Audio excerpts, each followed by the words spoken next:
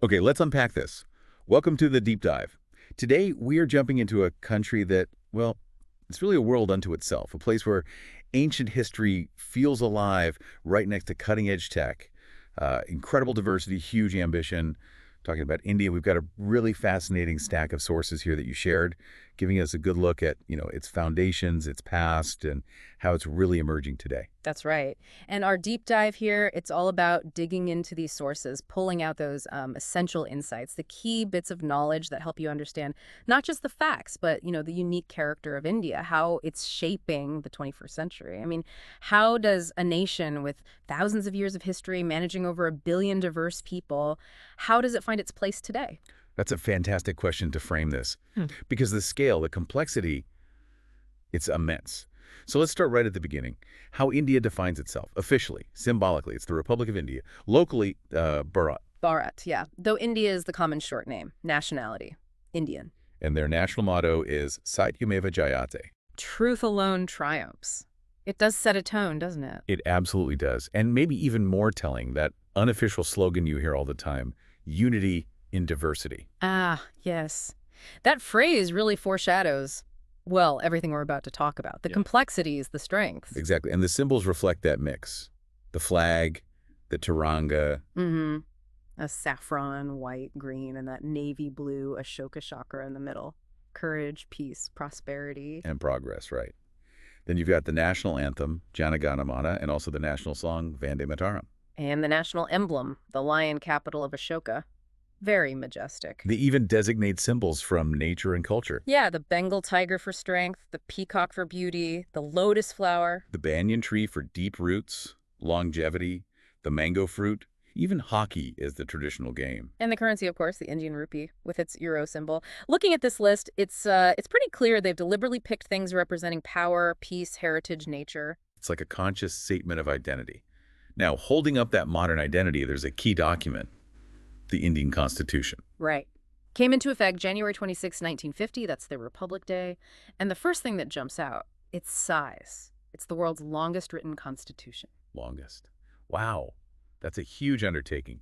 And we should definitely mention the main architect, Dr. B.R. Ambedkar, often called the father of the Indian Constitution. Absolutely. And the reason it's so long, it's incredibly detailed. It's not just basic laws. It lays out government structure, sure, but also enshrines really comprehensive rights, principles, even specific provisions for different regions and groups, to manage that huge diversity. Makes sense. It aims to guarantee big principles like equality, freedom, justice. And secularism, crucial pillars. And the power, it starts with we the people of India. That puts sovereignty right with the citizens. And that's backed up by a whole set of fundamental rights. Like the right to equality, broad rights to freedom of speech, assembly, movement, religion. Right to education up to age 14. Yeah. And critically, the right to constitutional remedies. Meaning you can actually go to court to defend those rights. It's enforceable. And this is all upheld by a structured three-tiered judiciary system. Yeah, Supreme Court at the top, then high courts for the states, and district courts locally. If you connect this back to, how India manages its complexity, the Constitution is really the blueprint trying to hold it all together. It really is. But, okay, while modern India is built on this, the story goes way, way back. These sources call India an oldest living civilization, over 5,000 years of continuous history. And you feel that deep history today. It's woven into the culture. Think ancient literature, the Vedas, the Ramayana, Mahabharata. Sangam poetry from the South, too, right? Exactly. These texts still shape thought, art, everything. And that ancient period wasn't just philosophy. It was a hotbed of innovation, things that changed the world. Here's where it gets really interesting. Like what? Okay, zero. The concept of zero and the decimal system. Ah, fundamental. Seems simple now, but ancient Indian mathematicians formalized it. It spread globally, was, well, essential for modern science, finance, everything. Hard to imagine the modern world without it. Then there's yoga. Started as spiritual and physical discipline, now it's worldwide. Wellness, fitness. Or Ayurveda, that ancient system of medicine, still practiced globally. Holistic health. And even everyday things. Chess started in India as chaturanga. No way. And cotton textiles. India was an ancient hub for that trade. And the sources say the first buttons and rulers. found in the Indus Valley. It's incredible the practical innovation from so long ago, and this history ties directly into India's spiritual identity. It's the birthplace of Hinduism, Buddhism, Jainism, Sikhism. 4 major world religions. Right, and that draws millions of pilgrims, events like the Kumbh Mela. Sometimes 200 million people gather. It shows the enduring power of faith. This isn't just history in a book, it's alive. That's a powerful link. Okay, so moving from ancient roots to the cutting edge, India is rapidly becoming a modern powerhouse, especially in science and tech. Their space agency, ISRO, making huge headlines. Chandrayaan-3 landing softly on the moon in 2023. That was big. Huge. And Mongolian, first Asian nation to Mars, first attempt. And they do it cost effectively. They even launch satellites for other countries now. They're becoming a real player in space. And on the ground, tech-wise, Yeah. look at UPI. Unified Payments Interface. Yeah, it totally changed digital payments in India, and now other countries are starting to use it. And that title, Pharmacy of the World. Absolutely living up to it. Generic medicines, vaccines on a massive scale. Remember, Vaccine Matri during COVID, supplying millions of doses globally. That was a major contribution. And beyond that, Well, they're pushing hard in areas like AI, quantum computing, 5G, semiconductors. This tech boom is really reshaping their economy. so while traditional jobs like farming, handicrafts, they're still vital. Yeah, but the modern sector is just soaring. IT services the whole back office of the world idea, driven by a huge skilled workforce. And the startup culture you mentioned.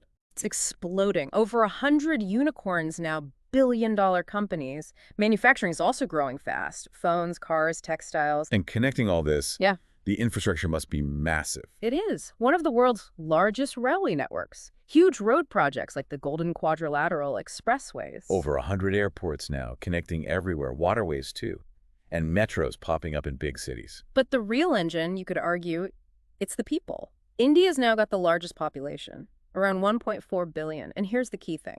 The largest youth population globally, over 65% under 35. Which leads to that idea of India as a youth superpower for the 21st century. Exactly, this massive pool of young talent. They're excelling everywhere. Coding, tech startups, passing those super competitive civil service exams. Sports too, right? Olympics, cricket. Absolutely. Science, innovation, you see it across the board. Just look at the list of famous Indians in the sources: freedom fighters, scientists, economists, artists, business leaders.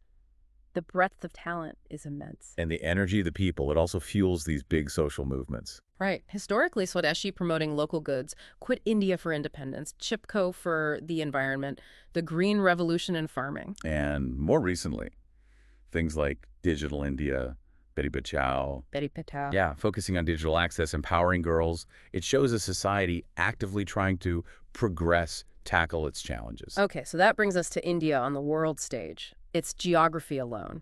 That's Yeah. got to be key. Absolutely central. South Asia, borders with China, Pakistan, others, surrounded by the Indian Ocean. And what's fascinating here is how location translates directly into influence, right? Totally. Controlling vital sea lanes in the Indian Ocean, crucial for global trade. Plus, it sits between the Middle East, Central Asia, Southeast Asia, a natural hub for trade, diplomacy, and having access to the Arabian Sea, Bay of Bengal, big for naval power. So how do other countries see India based on all this? The U.S., for example. Views India as a vital strategic partner, especially, as a democratic counterweight in Asia. They collaborate closely, defense, tech, space. An old friend, going back to the Cold War, still a major arms supplier, partner in nuclear space, often supports India at the UN. It's a complex relationship they balance. In China. Neighbor, competitor. Big trading partner, yes, but also significant competition. Border tensions are a real issue.